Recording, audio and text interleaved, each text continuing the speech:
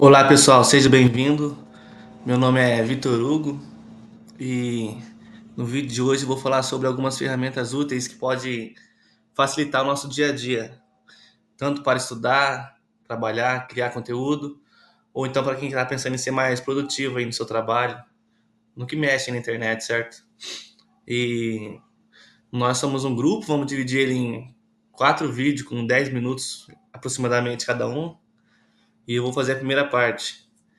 E o meu foco aqui no vídeo vai ser falar sobre a inteligência artificial e a forma como é que ela está mudando, né, o jeito que a gente aprende as coisas e cada vez mais evoluindo. Então, vou te mostrar alguns exemplos, citar algumas inteligências artificiais e quais são as funcionalidades dela e explicar um pouco para que ela serve. O próximo slide aqui. O primeiro exemplo, acho que é o mais conhecido, né, que é o ChatGPT.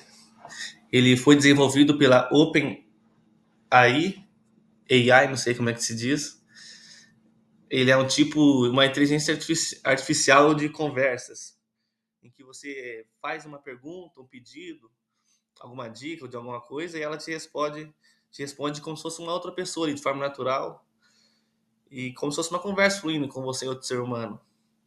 E ele pode ajudar você em várias situações. Dá para você escrever e-mails, criar roteiros. Como eu criei, eu usei ajuda para criar o roteiro usando ele para fazer esses slides, revisar texto de faculdade, matéria, gerar alguma ideia de conteúdo ou fazer resumo de planos de estudo.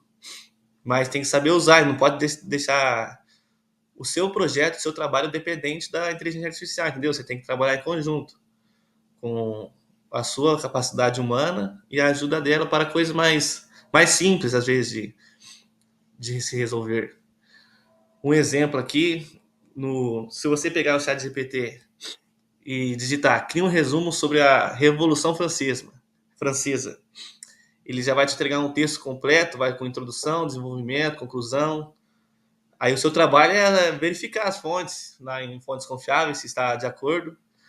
Não pode simplesmente também digitar para pedir o resumo e confiar e nem revisar o texto, entendeu? E o mais importante é que ele funciona dependendo do tipo de pergunta que você faz, que é chamado de prompt. Então, se você explicar direitinho o que quer, passo a passo, os contextos, os detalhes, a resposta vai ficar melhor, vai ser mais bem articulada. Se você jogar uma pergunta solta lá, ele vai responder, mas vai responder de maneira chula, entendeu? Vai ficar muito artificial daí, na verdade. Então, para usar bem essa inteligência artificial, você tem que ser claro e direto, sem enrolação e explicando com detalhe o que você deseja nessa pesquisa. E agora o próximo slide é sobre outras 3 inteligências artificiais, que são o Gemini, o Copilot e o Perplexity, que além do GPT também são umas outras inteligências artificiais que é parecida com ela, que vale a pena conhecer, entendeu? Às vezes pode até jogar 2 perguntas uma no GPT e uma no Copilot, por exemplo, e verificar se a resposta bate, porque às vezes não bate com um com o outro e algum está errado. Isso acontece às vezes.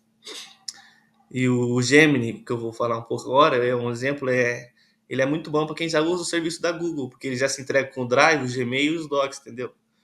Aí pode te ajudar a resumir os seus e-mails, organizar texto e gerar ideias já diretamente dos seus arquivos, que ele já trabalha com o Drive. O Copilot é um bom exemplo para funcionar dentro de Word, Excel, PowerPoint, porque ele é melhor para quem consegue trabalhar com esses programas de textos, montar planilha automática e às vezes até cria algumas apresentações completas com base em instruções, é igual o GPT, você tem que instruir ele a fazer do jeito que você quer, entendeu? E também tem o Perplexity AI, que é uma IA voltada para pesquisa. Eu mesmo aprendi sobre essa inteligência artificial fazendo esses vídeos que eu vou fazer aqui. Eu não conhecia e eu vi que ela te mostra as fontes, ela não joga apenas o resultado da sua pesquisa, ela joga o resultado junto com a fonte. Então, daí é mais fácil de você conferir e ver se aquilo lá é verídico ou não. Então, às vezes você vai fazer um trabalho acadêmico É uma boa inteligência artificial, vai te ajudar bastante. Agora, o quarto slide são sobre inteligência artificiais visuais, que é também o que eu estou usando aqui, o que é o Canva. Ele tem a sua própria inteligência artificial. Eu não usei ela porque é pago, mas tem também. E fica melhor, fica mais bonito. Você pode usar elementos com base no que você escreveu, às vezes não tem disponível grátis, mas de graça mesmo já dá para você fazer um bom trabalho. Claro que paga melhor, né? Então, eu vou falar um pouquinho dele, do Canva Magic Write aqui, que é um recurso, ele é dentro do Canva mesmo, né? Lógico, que ele gera texto automático, legenda, descrições, ideias. Às vezes você tá com uma ideia na cabeça, só que não tá fluindo muito boa. Aí, com a ajuda dele, você consegue se preparar melhor para fazer seu trabalho. E é bem prático e ele agiliza, né, seu conteúdo. Às vezes você perde muito tempo pensando e pouco executando aquela ideia. Aí ele te ajuda a pensar de maneira mais rápida. Tem o DID, o Raygen e o Synthesia, que eles são ferramentas que criam vídeos com avatares visuais. Às vezes você já viu na internet aqueles avatares que eu mesmo poderia fazer um vídeo assim, se eu tivesse, que eu tenho que aparecer, lógico. Mas eu apenas jogaria o texto, escolheria um avatar lá, e ele ia fazer o que eu estou fazendo aqui, só que no meu lugar é seu avatar, entendeu? E é bom para, se você quiser fazer, às vezes você tem interesse em fazer vídeo na internet, mas tem vergonha de aparecer você, sua cara. E ele é ótimo para isso, você não precisa se expor. E também tem outro que isso aí, muitas vezes, mexendo no Instagram, você vê essas narração, às vezes de narradores antigos narrando fatos atuais, como o próprio narrador de futebol, que quem gosta aí conhece os antigos que já faleceram e narrando gols atuais, é o Evan Labs, que é uma IA voltada para voz. E ela é realista, então às vezes você pega a voz lá daquele narrador, joga nela, e depois ela vai fazer muito realista com aquela voz, só que vai narrar o que você colocar ali, um texto, que ela vai narrar de forma simples, vai parecer natural. Ela é útil, às vezes você queria ver aqueles vídeos no YouTube com um monte de informação lá e uma voz falando sobre em cima, a pessoa deixa o texto pronto e não vai falando na hora, que às vezes pode dar uma engasgada. E com a IA, não, você só joga o texto, ela vai falar ali de forma simples. Dependendo do que ser, às vezes fica artificial, mas muitas das vezes fica bem feito para o conteúdo que é proposto. Que a pessoa não quer uma coisa muito elaborada, só informações visuais na tela ali, alguém falando de fundo para encaixar um com o outro. E economiza muito tempo, porque você vai pensa no YouTube, você vai fazer vários cortes, aqueles cortes que a pessoa joga um monte de informação lá. Se toda vez que a pessoa fazer um corte desse, ela pegar ela, gravar igual eu estou fazendo aqui, dá muito tempo, porque tem erros, aí tem que começar tudo de novo. Aí com essa IA, não, você só simplesmente joga o seu texto e ela vai falar o texto que você jogar. Então não tem como dar erro, só se escrever errado. E agora, passando para o próximo slide aqui, que é falando um pouco sobre a IA, como eu falei anteriormente, que se você juntar a inteligência artificial e a criatividade humana, que a inteligência artificial por si só não vai fazer algo bem feito. Se você jogar algo aleatório ali e não detalhar o que você quer. Então, ela é uma ferramenta que vem se tornando muito essencial para nós.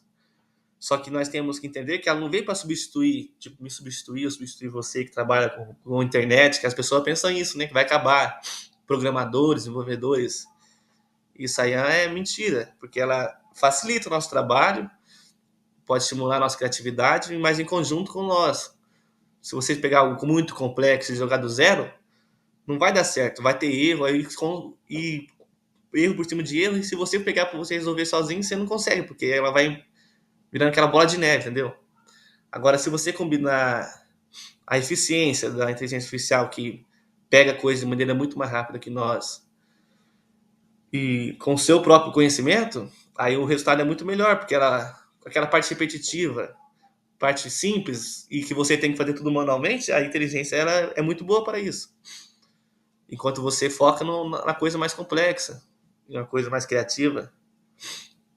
Então eu recomendo vocês que às vezes não conhecem, como eu não conheci algumas dessas inteligências artificiais, pesquisar, como aquela que eu citei, a Perplexity, é boa para trabalho acadêmico. Aí, se você tem interesse em fazer algum vídeo ou não, tem as que eu citei aí. E você pesquisa, você vê, você mesmo interage com elas, vê se você acha que vale a pena ou não usar.